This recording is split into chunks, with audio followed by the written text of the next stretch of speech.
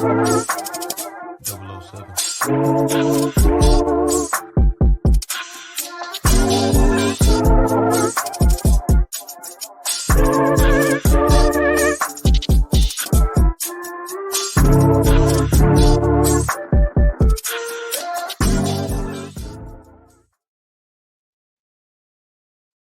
happening, everybody? It's Monday. I'm your man, Dame D, NYDC. It's Two Mics Up. We back. And, man, tonight, when I say special, I mean special. And I really mean that seriously. Tonight, we are going to be blessed by a local celebrity, if you will. She has been, voted as best local author and celebrity in the Haymarket, Gainesville, Virginia area. Now, I know y'all, some of y'all who may watch or tune in don't know much about Haymarket, Gainesville, what's going on here in VA. Well, I'm at the pulse of things, and I'm going to bring tonight's guest to the stage who's joining me on the other mic tonight. The lovely Carylee Carrington. Read with Carylee. Look, celeb, everything like sis, you are really doing big things. So thank you for taking time out of your schedule to sit here and join us tonight. So how are you doing today? Thank you for having me. I am doing great. It's been kind of a quiet weekend. Quiet for you? Kind of quiet for me. Yeah, my boys were out of town, and I managed to only book myself for one event. Just what see, this is what I'm talking. I love it. I love the humbleness and the beauty of it. And I think what I'd like to actually start out with, with you have a depth of work that I'm honored to be able to share today with people. But before we really get into your work, I always like to start, with the person, to get to know more about the person. And I just have to ask, for our audience, who's Carylee Carrington when she's not working on a project, just being mom? What is that like? And what does that look like for you? Well, just being mom. Well, I would say that me just being mom, it goes back to my roots. This weekend was also Jamaican Independence Day. I am born and raised in Jamaica. Well, I wouldn't say raised all the way. I came here when I was 6.5 years old. Mm-hmm. So, yes. So I am Jamaican, and being mom, that kind of strict Jamaican upbringing, that's true to my roots, of course. Right. So my boys get that. But, at times, I guess, I'm a little bit of a liberal mom as well, because one of the things with me is I want them to enjoy growing up. And also they have, and some of my friends, I know, my mom, she would be like, what? They have a say in how they grow up. I don't just want to be a totalitarian or a dictatorship. It's, even with everything that I do, they are a part of everything that I do. And I really take their input in what we do. If I have something coming up, I'm like, okay, all right, well, would you like to stay with a babysitter or would you like to come? Most of the time they want to come because they want to be in the mix and everything. So it's that strong Jamaican roots, like I said, they, even though I play with them and I involve them in everything, of course, it comes back to, me and friends. So it's a cutoff. So definitely that is how I am. I work full time. I'm a single mom. So like I said, they are with me just about all the time. Like they've had, like we've had some time apart this summer. They actually had 2 camping trips that they went on, and they just came back from the last one, and that gave me some time. little And mom of time, course, me time. yeah, gave me some me time, and that also helped them to be able to really take on the world with their friends and with their groups and what they're doing. And it's with my church, so they have that foundation as well. I love Um, it. yes, so I I love guess it. that's me as a mom. Well, I love it, because I mean, mom, look, that's a full time job. It's a Yeah. job that never stops. So, kudos to you, and continued success. Not, to being a mom, but everything that you're doing. Because I mean, I was raised by a single parent as well, and it goes a long way. Especially when you have a mom that's really grounded, not only in family and faith, but it just helps bring about a well roundedness for your young men, and they'll remember that. And because I still hear my mom in the back of my head to this day, and I'm a grown. Mhm. So trust me, it works. Uh, but I want to ask too, Carylee, where did the light, or where did the switch for you, kind of turn on as far as wanting to become an author? That couldn't have been. I look, first of all, I like to write, but I Uh-huh. never pictured myself or found a drive per se to want to write for others, on the scale that you do. So what was that like for you, or when that aha moment click on? Yeah, and you know what? That's how it was for me too. I never thought that I would actually be a writer. I growing up, I wrote poetry. I wrote and had a few items published. I wrote plays, Mm, but I never thought I would be a children's author or a mm, story writer or anything like that. My mom was definitely a big influence. She always wanted me to be a writer. wow. She would often push me to get things published, and I would just be like, "Okay, mom, can you leave me alone?" I'm like, "No, it's not going to happen," because I had that fear of the J.K. Rowling stories, Hmm. of her being put on the shelf for 7 Right. years, Right. being homeless, trying to live that dream. And I'm not one. Well, I don't think that anybody really sits well with rejection, but I True. never liked that rejection. Right. Right. So I didn't really want to put myself out there too much. And I would say it wasn't until I became a mom. Mm, Um, mm, I became a mom. My son came home and told me that he had a problem at school. He was in kindergarten, and his classmate told him that he should only be playing with children of the same skin color. oh wow. And I was just like, what? Wow. I'm like, and I saw this as kind of a bullying thing. Yeah, definitely. So I was just like, okay, all right. My first instinct was to try to find something on his age level for bullying. Hmm. And, because yes, of course, I wanted to talk to him about the racial effects of that. Um, but I thought, okay, you know what? Let's start with bullying. And I couldn't find a book on his age level. Mostly anti-bullying started in the discussions start in middle school. Well, he's just going to middle school now. Wow. So Right. I said, you know what? He needs to have something where he could see it and, read about it and read about the right ways. And of course, my mom was a literacy coach. So she said to me, if you can't find that book, write it. And I thought about it a little bit, and I was Mm, just like, okay. very good point. Mom wanting me to write again. Yeah, but she had a good point though. She really had. Yeah, I mean, great insight. exactly. And, one night I had a dream about this book, and I was just like, okay, it like the words were just coming to me, and it would not let go. I could not go back to sleep. So I took up my phone and I wrote the book, Mm. Everyone Just Like Me.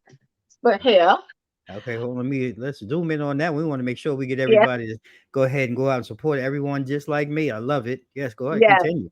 And, you know, it was about a little boy that felt that he would be um like his friends would make fun of him because he had to get glasses. Mm, And I was just like, okay, well, I think that, kind of gets the message across without going deep into the right, racial divide right, that was right. going on. And, my son, I read it to my son. He took it. He liked it. He's like, okay, all right. I guess I taught him the lesson. And my mom was just like, you need to publish this. Yeah, It's just definitely. like, okay, She right. again. Yeah, I she's don't right. want to have that rejection. So she was the one, my mom was the one that said, look into self-publishing. That's right. And I was Hey. like, I'd never heard that Hmm. before. So I Googled and figured out how to do it. I was actually with the self-publishing arm of Simon and Schuster for Okay. my first 3 books. And now I've actually taken the rights back for my books, and they are now published under Read with Carylee Publishing. Love it. So, you Love know, it. it was inspiration from my son, trying to solve that problem, and the push of my mom. Love it. And I'm glad that she was able to see all of this come to fruition before she passed. And that's a beautiful thing, to have that support, to Yes. have that mentorship, really, if you will. Mom was really mentoring you. We a lot of times we say push, Uh-huh. and it's really some mentorship there. There's some Yeah. wisdom in that. And I love that you say, I wish, one of the things that you said, that my mom would have been alive to be able to see some of my successes. My mom has been gone almost, you know, 25 years. Wow. And, the time that I lost her to where I'm now a total different person, human Mhm. being. So, but I'm glad that you had that support. I mean, I still have that support. I carry in my heart and my memories, Yeah. so she's here, but it's important. But I heard you talk about a couple of different things, right? The impact and influence of your mother, really sounds like she was not only influenced you, but a true inspiration to you. So I hope people listening, they hear that and pay attention to that. But one of the other things too, we talk about culture and society. Mhm. And you talked about the racism aspect, but I'm curious to know, like, now when you step back, because I don't think maybe this was your initial like vision, but now when you have the opportunity to kind of step back looking at your work, how do you see its impact now, on our culture and society as a whole? Because I think that's really where your impact lies for me. Like when I'm standing back and I'm watching and I've Mhm. looked through some of your work and read some of your work, I'm curious to know what you think your impact has been and will continue to be. Well, yeah, that definitely is a great point. It like I said, my impact has basically morphed into being this champion for diversity in children's literature, and if that's what my impact is going to be, and if that is the mark that I'm going to be able to leave on this world, I'm going to fight it till the end. I don't know, No, I may right. be 90 and still in a tutu, just to be able to, really flood the streets, flood our minds, and let parents Yeah, especially know the importance for having diversity in children's literature, to make sure that their children and grandchildren get to grow up with that sense of pride. I love it. So look, you know, Carylee is definitely a champion, of many causes. But ladies and gentlemen, we're going to take a quick pause for the cause. We're going to take a commercial break. But we're going to come back and we're going to talk with Carylee. I want to talk about her body of work. We want to talk about her books. We want to talk about, her characters in her books, where she gets those from. So stay tuned. We'll be right back after this short pause from our sponsors, and we'll be right back here on Two Mics Up right after the break.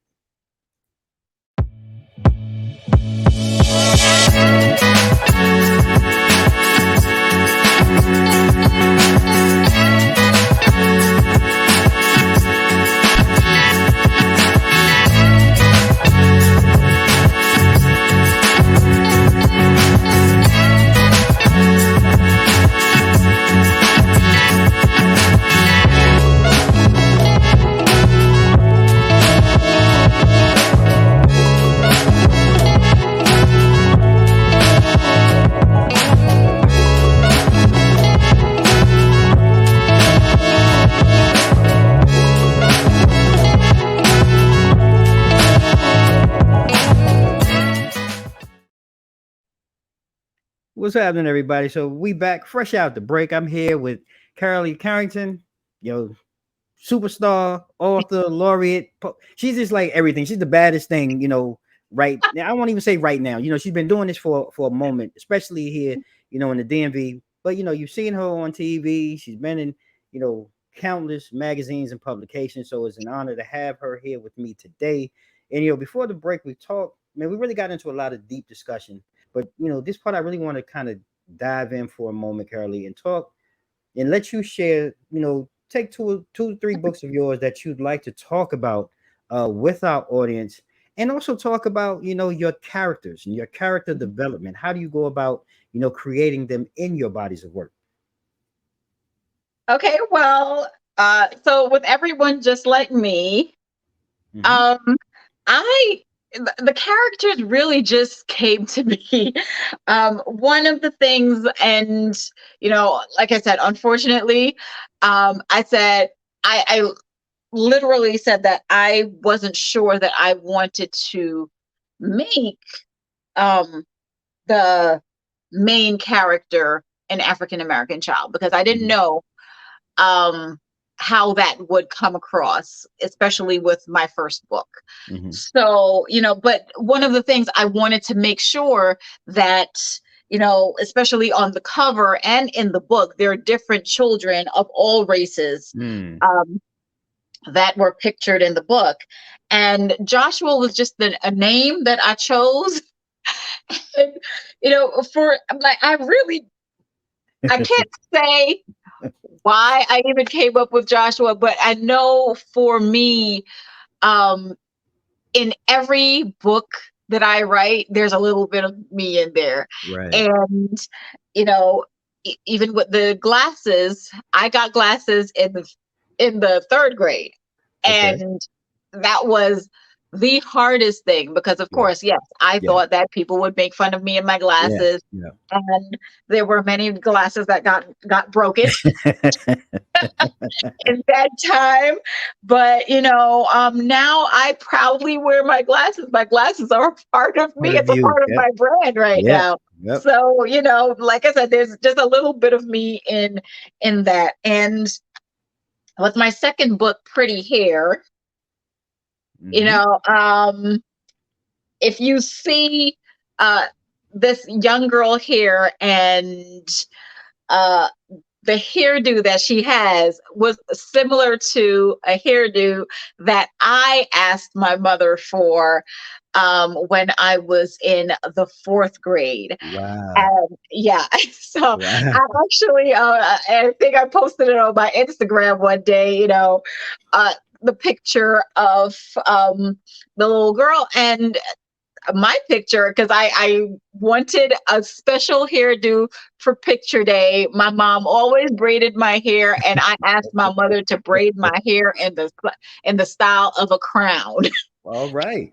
And my mother did her best. She did her best, and I was just like, okay. Like, I was very proud of my hairdo, and so like I said, like there's a little piece of me in everything. And even with this book, I started writing this book, and I wanted it to be a love letter to young Black girls about their hair. Okay. And I actually started writing this book before I started writing Everyone Just Like Me. Wow. And seeing that, everyone just like me, I felt it was more of a unifying book. And I said, you know what? I wanted this to be a unifying book as well. And so instead of just having it be about just one race of girls, I Mm. definitely feel that this is a book that can, go over so many Love different, it. it's, Can't wait it's to. not, it's not just black and white, because hair is not black and white, Right. you Right. know, and I've been told by moms, I've been told by so many different women from all walks of life, that they wish that they had this book when they were Oh growing up. wow. Yeah, that's And awesome.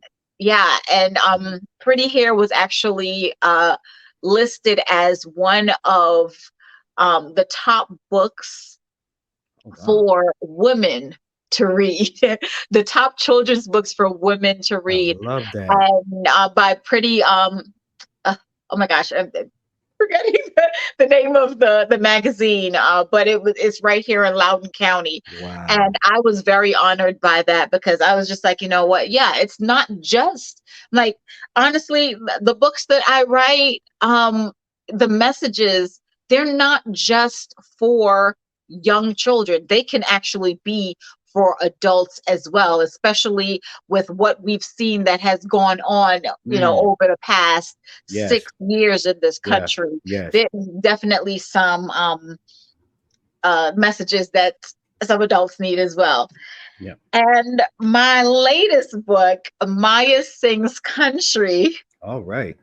Maya Sings Country is really special because, and it's never intentional.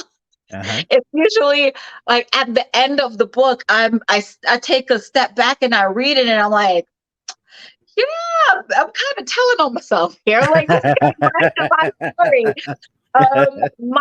Maya Sings Country. I'm like, I grew up listening to, well, of course, being from Jamaica, Jamaica, reggae, yep. but Yep. gospel and country music. you Yeah. know, You like know, that. how? Exactly. Right, So like how? Right. yeah. So, when I wrote the book, I was just like, well, yeah, there's a little bit of me in there. And of course, I did, basically do a dedication to my mom, the Oh, music teacher in the book, Dr. Rose. Dr. wow. Rose is my mom.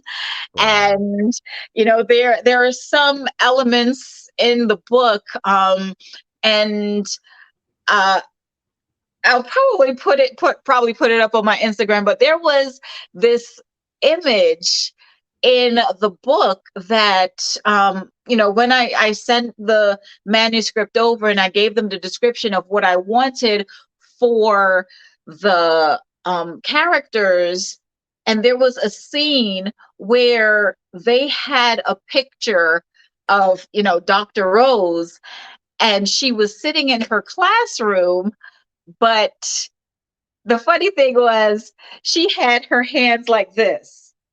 And I was just like, okay, well, my mom would never do that. And I Okay. don't know any teacher that would do this, Yes, yeah. kind of when they're relaxing in their Right. classroom. Right. But that's how my mom would fall asleep if she was falling asleep in the couch. And I was just like, when I saw that, I was like, Wow. wow. Yeah. Wow. I was like, I want you to change that, Right. but where did you get that from? And So I feel it, like it was kind of, my mom giving a nod I was just getting ready to to say to the book. that was a Yeah, message for you. That was a message exactly. for you. Yes. Yeah. Mhm. Love it. So, and in writing this book, it was definitely a labor of love because the message of the book is to, have children live beyond their stereotypes. Of course, Right. Right. you hear it all the time that um, country music is for Caucasian people, and Mhm. it's not for Black Yeah. people. No, And but there's some, great country artists that are coming up now, and like I said, I listened to gospel and mhm. country when I Mhm. was growing up, Mhm. and that's Mhm. kind of intertwined. Right. So it gives a little bit of a background in music. I give a little history lesson, I guess, in there, and gave some information about Marian Anderson, who was the famous opera singer, Tina Turner, who was the queen of rock and roll, Wow. and even mentioning Darius Rucker in this book, and who's one who is Awesome. blazing the trail Yeah.